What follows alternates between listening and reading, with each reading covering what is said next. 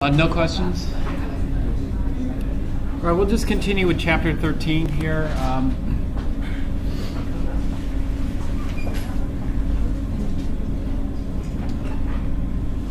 So we're looking at CH4. Again, I would have erased these delta plus and delta minuses. The deltas are very, very small relative to these. So hydrocarbons are pretty good. Non-polar. Did we look at this slide already?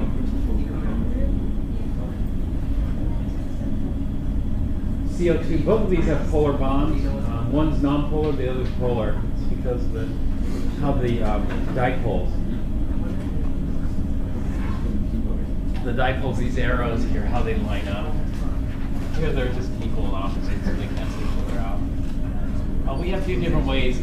If we write this little arrow here, we don't need these delta symbols here. We usually leave it off like that. And so the two ways of writing this would be leave the arrow out and put the delta plus and the delta minus, or leave the arrow in and then just don't write these. When we add up these two arrows, we get this. This arrow refers to the molecule, these arrows refer to the bonds. They didn't write the arrows here, but we could have written the arrows here. They point towards not carbon, but they point towards oxygen. Here,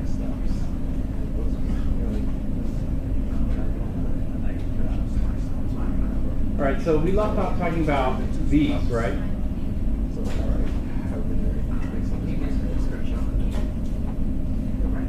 And so when we're looking at organics, we look at the carbons here. So for example, 4 carbons. The chain, it's bute. The aim, this part comes from having all single bonds. And so this N just stands for normal. This is normal butane. This is abnormal butane. This butane, this has 4 carbons, but this has a fishtail. And so whenever we have this little fishtail unit like this here, that's iso. This would be isobutane. So here's normal pentane. This is a chain. Carbons like this.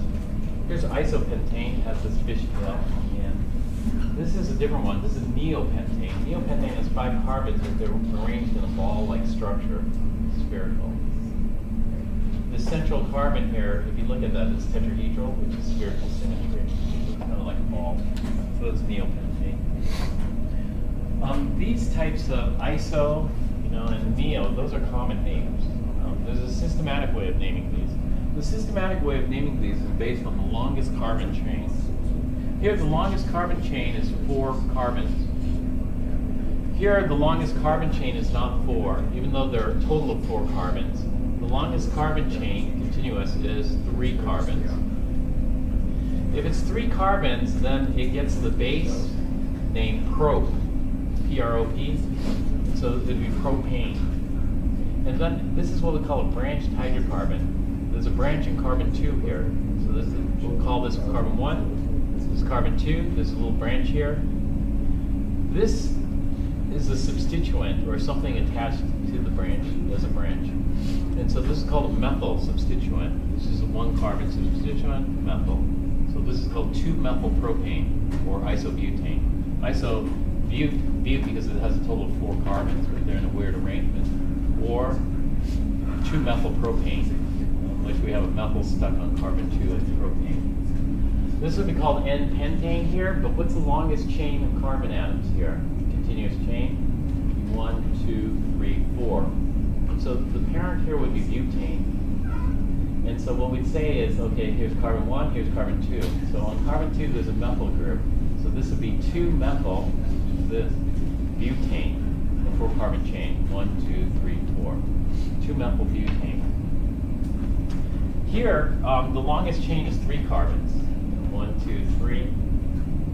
So 1, 2, 3. Or it could be 1, 2, 3. No matter which way you look at it, 3 carbons would be the longest. And so if we go across here, 1, 2, 3, then we see there's not 1, but there's 2 methyl groups on carbon number 2. And so here, the way we name this is 2, 2 hyphen dimethyl, meaning 2 methyls, propane. So 2, 2 dimethylpropane. Name for that. That would be a systematic name. if you look at the structure, no matter what the structure is, it could be, like this, or it could be like this, it could be like this. All of these are nonpolar. It doesn't matter what the structure is because carbon-hydrogen bonds and carbon-carbon bonds are nonpolar. So all hydrocarbons are nonpolar regardless of structure.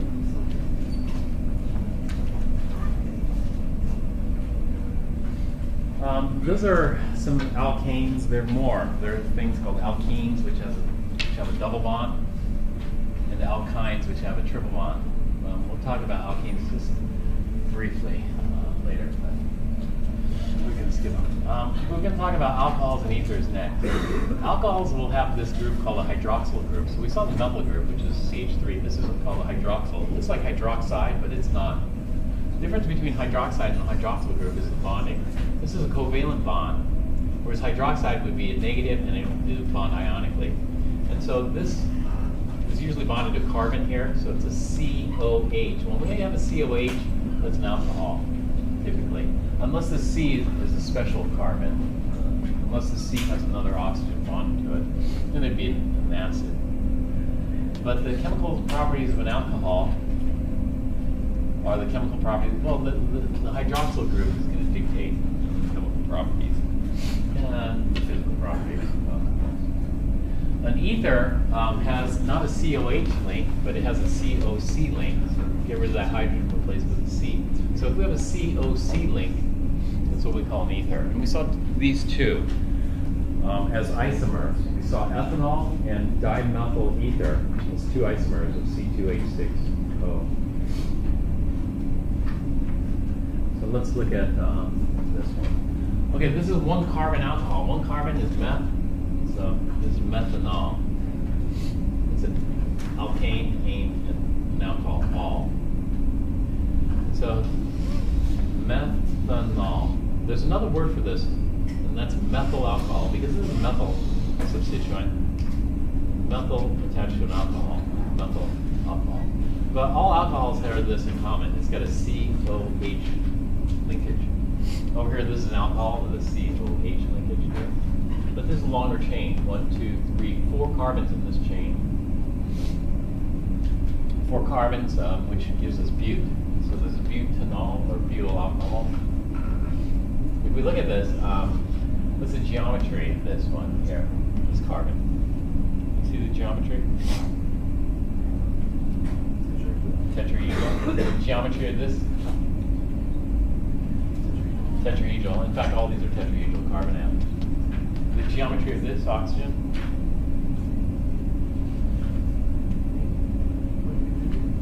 It's not linear, would be a 180, but this has a kink in it. And so this is bent or angular. The same thing. This is tetrahedral, this is bent or angular. We'll look at this in more detail.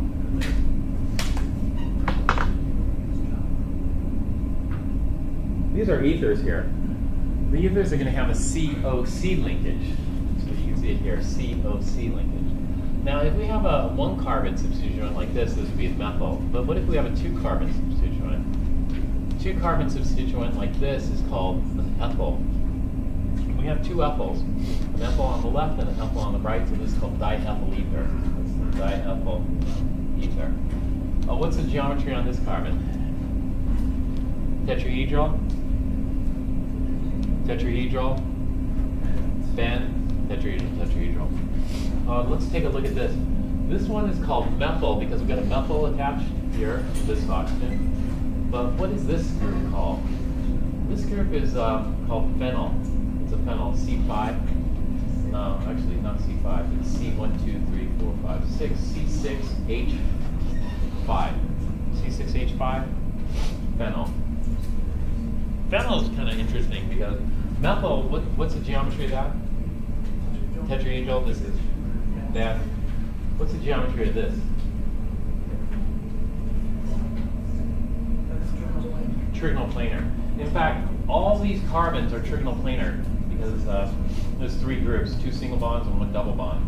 So they're all trigonal planar molecular geometries, which means that the phenyl group, this thing is flat, totally flat molecule. Whereas, something like this, tetrahedral, is not flat. Let's see here. phenyl group is completely flat.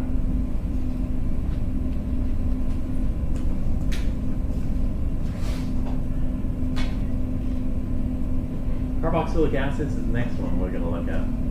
Carboxylic acids have a hydroxyl group, but this hydrogen is a little different than the hydrogen in an alcohol. Even though this looks like an alcohol, it's COH. The difference between an alcohol and an acid is this. In the carboxylic acid, this carbon is bonded to an oxygen. Oxygen is quite electronegative. And so the end result is oxygen tries to suck the electron cloud towards it. As it sucks the electron cloud towards it, it's going to have an inductive effect. An inductive effect means this effect is going to be felt, not just here, but it's going to be felt through the structure. And so as oxygen's sucking electron density away towards it, the net effect of that is it's sucking electron density this way and this way. So electron density gets sucked into the structure away from this hydrogen. And what that does is it makes this hydrogen more positive than it normally is. We can compare that to an alcohol. If we look at an alcohol,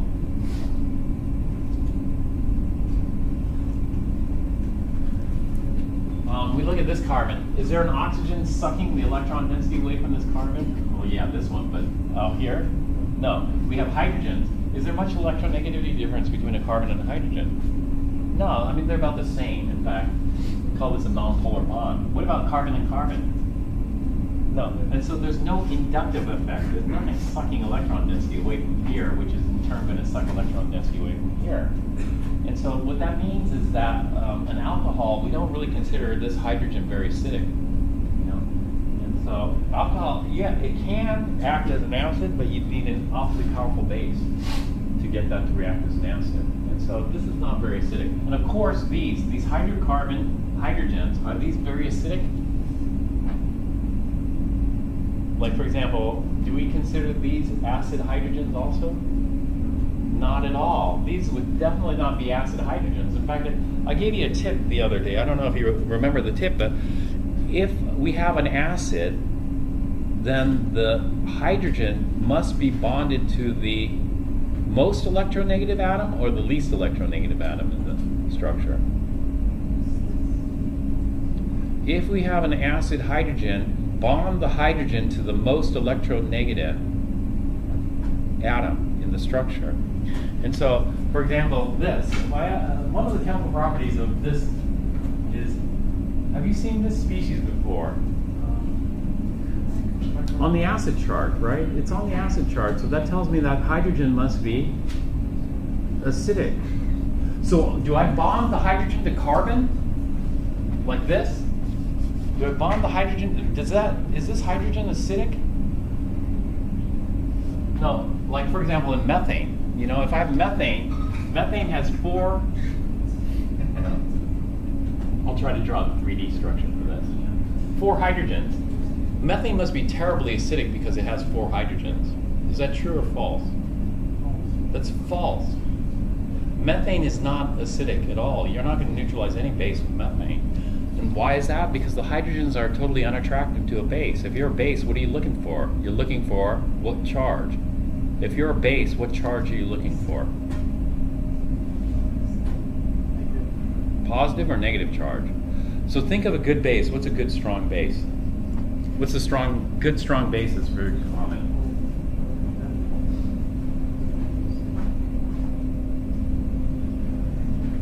A good strong base is hydroxide. Remember this?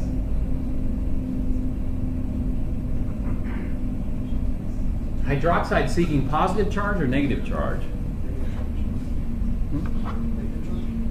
Hydroxide seeking negative charge because negative likes negative. So if a hydroxide saw chloride, it'd want to attack the chloride because negative likes negative. Or if a hydroxide saw, well, give me a better one, like fluoride.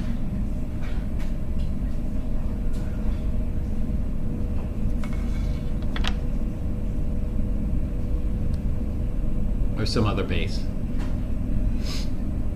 Does hydroxide want negative charge or does it want positive charge? Let me give you a choice. Hydroxide can attack hydrogen ions or it can attack fluoride ions. which one do you think it'll attack? Well, it attacks the better acid. Hydroxide's a base. Which one's a better acid? Hydrogen ions or fluoride ions? Hydrogen. Fluoride's not even an acid. Fluoride, if you look at it, it occurs on the base side of the chart, not the acid side. And so, in other words, bases, they seek out positive charge. They're totally uninterested in these hydrogens. Why are they uninterested in these hydrogens? Because these are hydrocarbon hydrogens. Hydrocarbon hydrogens are non-polar. They have no charge on them. Why would they be interested in something that has no charge? They want something with a charge. And so they're going to see this one. This hydrogen is going to have a charge because this oxygen. Not only do you have one oxygen pulling, but in this particular structure you have, well, actually you don't have another oxygen. You only have one oxygen pulling here. And that's an alcohol. So alcohol, are very, very, very weak acids. In fact, they're so weak, we don't normally consider them acids. But over here, these are acids. Why? Because not only do you have this oxygen pulling, but this oxygen is also pulling. This is called the inductive effect. And the net effect is that it's going to make this bond more polar than normal. And so this is a very positive hydrogen. Is this hydrogen very positive? What's it bonded to? It's bonded to carbon. This is a hydrocarbon. Are these hydrogens very appealing? This is acetic acid. Acetic acid has 4 hydrogens, like methane. 3 of them are like methane. So acetic acid, 3 of these hydrogens are like methane. Are those acidic? No. The 4th one is. And so only 1 of the 4 hydrogens is acidic. It's this one. Now this is much more acidic than an alcohol. It's much more acidic than an alcohol because of this, what we call terminal oxygen here. Terminal oxygen sucking electron density out of the structure. So we don't call this a hydroxyl group. This is a hydroxyl group, but we call this a carboxyl group. Carboxyl group. So we're looking for a carboxyl group on here, or a carboxylic acid group. Carboxylic acid group is COOH. COOH. Like that. Well, anyway, let's take a look at this. What's the geometry here? Trigonal plane. This thing's flat. Except this hydroxyl group can rotate, because around single bonds there's something called free rotation. So this hydrogen can pop out of the plane and pop back in. In fact, the hydrogen's rotating around like this. But what we can do is we can just flatten the hydrogen so it stays in the plane. So this whole thing is flat. What geometry is this oxygen? Okay. Geometry? Yeah, that's good. This one is. This one is not trigonal planar. Tetrahedral. Tetrahedral. This is trigonal planar. This is this. So when we do geometries, we can't, you don't say the geometry of the whole molecule. What we do is we look at it one atom at a time, one central atom at a time. And so in this case, we're going to have 3 geometries because we have 3 central atoms and a bunch of terminals. These are the terminal hydrogen, terminal oxygen. This is the bridging, so it's central. And so any bridging atom would be a central. So 1, actually 2, 3, 4. I was wrong. There's 4 geometries we consider. So this we just arbitrarily name. Actually, there's a number system. It's not totally arbitrary. We numbered this backwards. We numbered this one carbon 1, carbon 2, carbon 3. That's because carbon 1 has much more interesting stuff. So we want the lower number to have more interesting stuff going on. Whereas the carbon, if we call this one carbon 1, it's not so interesting. It's got the hydrogens there. You know, where all the chemistry is happening is over here. So we call this carbon 1, 2, 3. In organic chemistry, they give names. You know, this would be, they have different ones. This would be the alpha carbon, the beta carbon, the gamma carbon, etc. Because they want to keep track of things. And so, that type of stuff we like to know. Anyway, this is tetrahedral. This is flat, planar. This is bent or angular. Bent or angular need not be flat and planar. I mean, it's going to be in the plane, but this plane can rotate.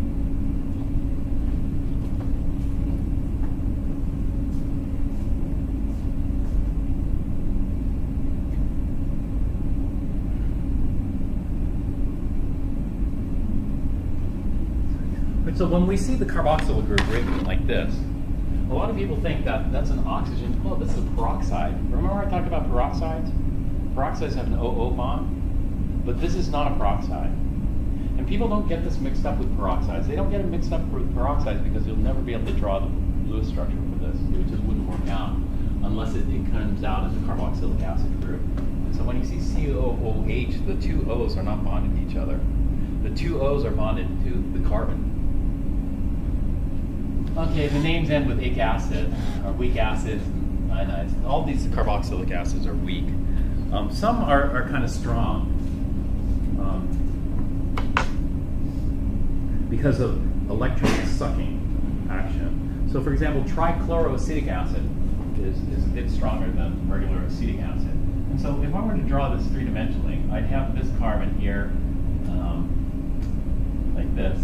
And then I just extend the chain. So if I did acetic acid, I'd probably draw it like this, three-dimensionally. And so this would be tetrahedral, this would be trigonal planar, and then I have the bent.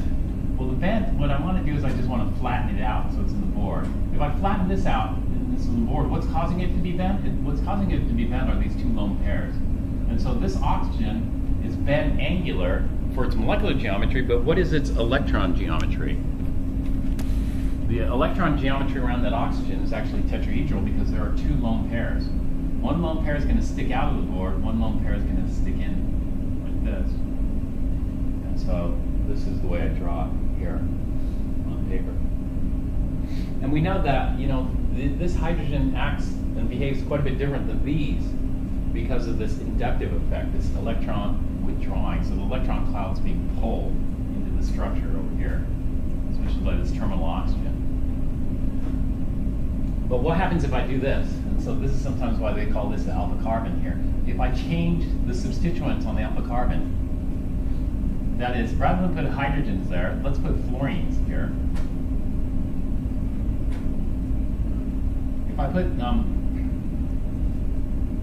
3 fluorines, you know what I just made?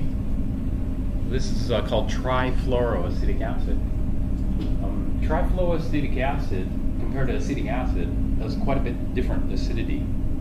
What would you guess? Would trifluoroacetic acid be more acidic or less acidic than acetic acid itself?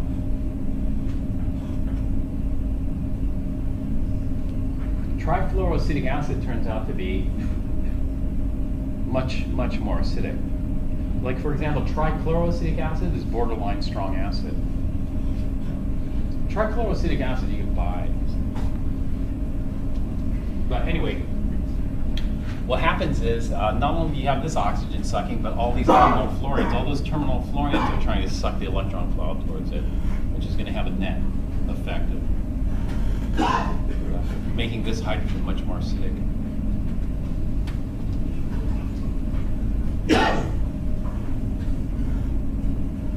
All right, so that was a short intro to organic at the end of chapter 13. So where are we at in terms of Newton?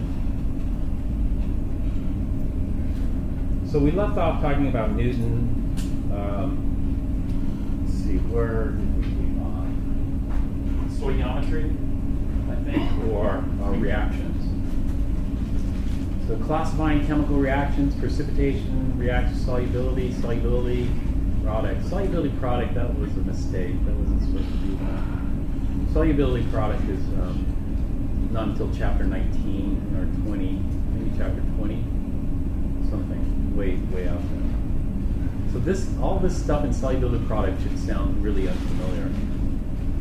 But chemical equations for ionic reactions and solutions, that should sound very familiar. Electrolytes should sound familiar. Oxidation reduction reactions should sound familiar. Strong and weak acids and bases, familiar. Stoichiometry, yeah. Talked about stoichiometry. That was chapter 10 or something.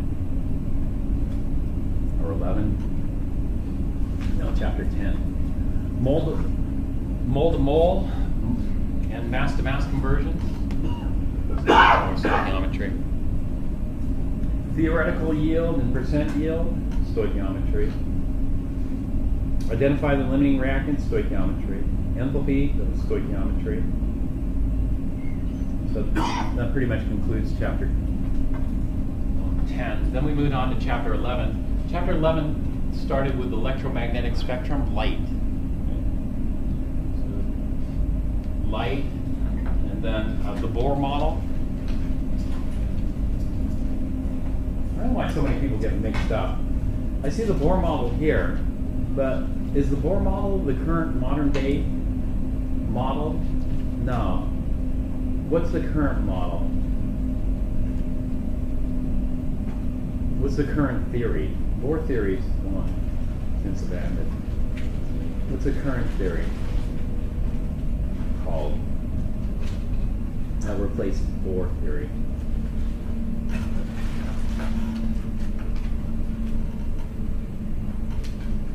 Yeah, I know it's hard to recall. Hard to recall because it has been a while. And they say that memory, memory fades. And it fades at a different rate for different people. Some people have like the near photographic memory and they just remember things. Not me. My memory is not particularly bad.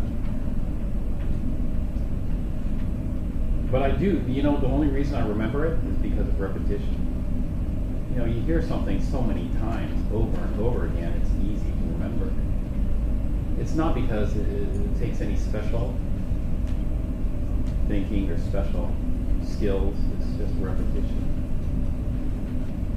It's called the quantum mechanical model. That's what it replaced for. The problem is there's no quantum mechanical model. I wish there was, or quantum theory. Instead it just jumps to the results. From quantum mechanics we get the periodic table, electron configurations, and orbitals, and that kind of stuff. So here we're talking about the quantum mechanics. Bohr was talking about the orbits. This is electron configurations. We're talking about the orbitals. So it's a nice jump there, but this is why people, they don't recall it because the book doesn't emphasize it enough. Quantum mechanics, we can distinguish between core and valence electrons. With the Bohr model, is there any real difference between one orbit or the other? No. It's all quantum. We can distinguish between core and valence. Define and describe quantum numbers. Now this is definitely quantum mechanics. Quantum numbers, N, L, M, and S. Describe the electron configuration of an atom. Well, there's a repetition. Electron configuration for orbitals. Read and interpret orbital diagrams. I wanted to see, did anyone do this problem yet? I wanted to see how their orbital diagram compared to the one I like, the one I wrote on the board. Just curious how close. This one might be better than ours in Chem 4. I'm hoping it is. But for some reason I can't access it here. Let's get this page.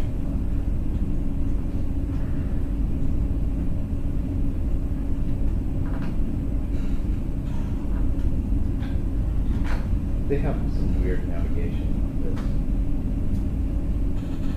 Always does this.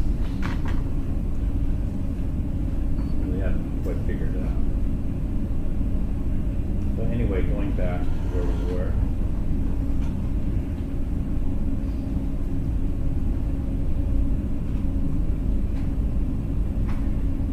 Orbital diagrams. I hope that's not just a fancy name for electron configurations. I need to take a look at that. Periodic trends, atomic size and ionization energy, we talked about that. Cations and anions, we talked about that. The charge as well. Okay, and so that's pretty much what chapter 10, and then we went on to chapter 11 as well. I mean, that was chapter 11, sorry. Now we went on to 12 and 13. 12 and 13 are Lewis structures, right? So Lewis structures. Well, that looks like Lewis symbols, this first question. Ionic bonding, remember we talked about ionic Lewis structures for ionic compounds and molecular compounds or covalent compounds. The difference, metallic compounds. Covalent Lewis structures.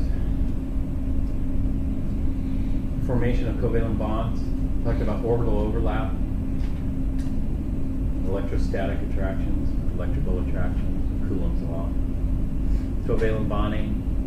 Exceptions, we looked at some exceptions, but those are just given as observations without really much talk about them. Exceptions would be odd number, greater than an octet, those kind of things.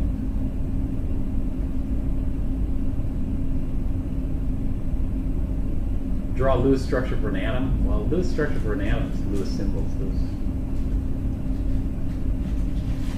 That's maybe a resonance. Resonance they call equivalent Lewis structures.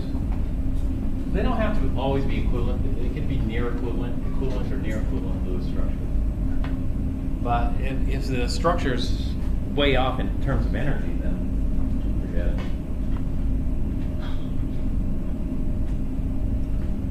Vesper and molecular shape. What does Vesper stand for again?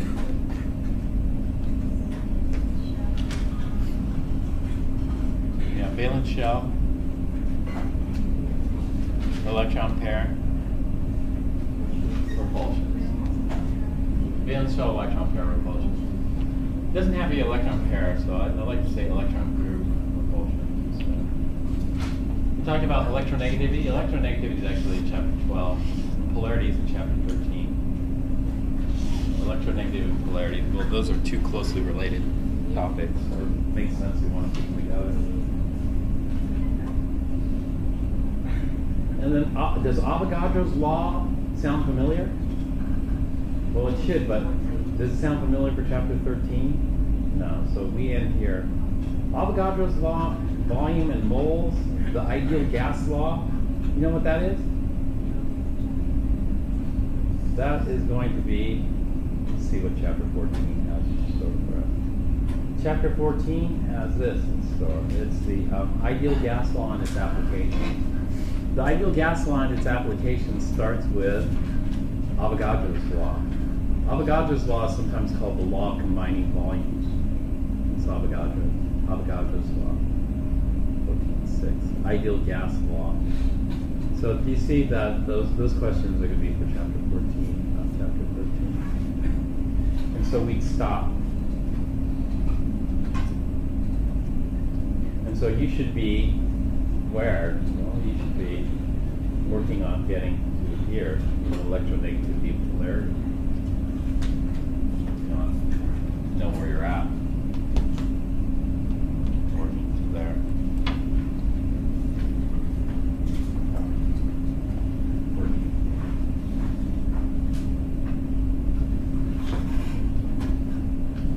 Well, I'm not going to start Avogadro's law just yet.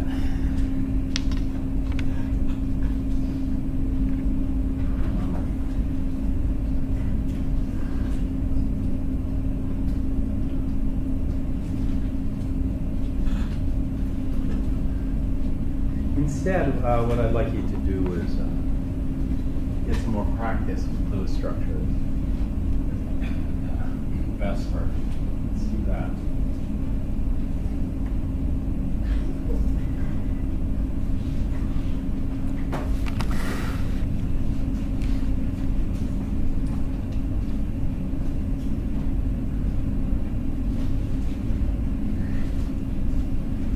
Carbonic acid. Let's do carbonic acid. What's the formula for carbonic acid?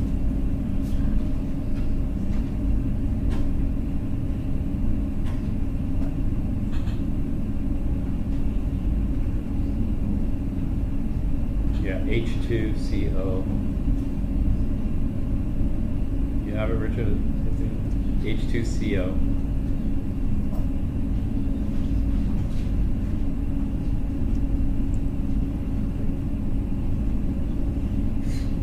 H2CO. Now, this, the next test that's going to come, and also the final exam, is, the first step is we got to write down the formula. We want to draw the Lewis structure for carbonic acid. We'll write the formula down. And so you have two choices. One, you're confident in the formula. You know what the formula is.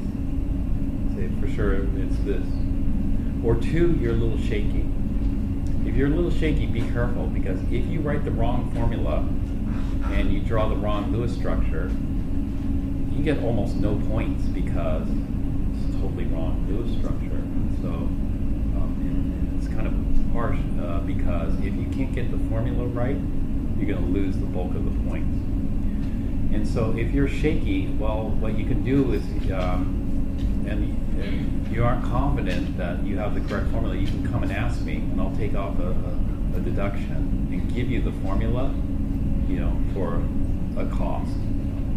So we'll just take but it's better than losing all the points, right? Because you will lose all the points if you come up with some ridiculous Lewis structure that doesn't quite make sense. And so carbonic acid, I'm confident I know it, it's H2CO3, but if I'm not confident, then you better think about it, okay? Do you want to take a small hit, or do you want to risk taking a big hit?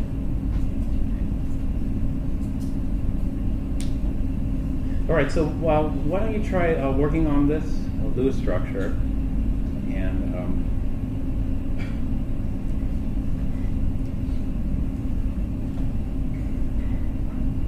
let me know if you have questions. Just shout them out, or I'll come to you if you need help getting started. I didn't really use the book's directions much because I changed it. The book doesn't talk about forming multiple bonds.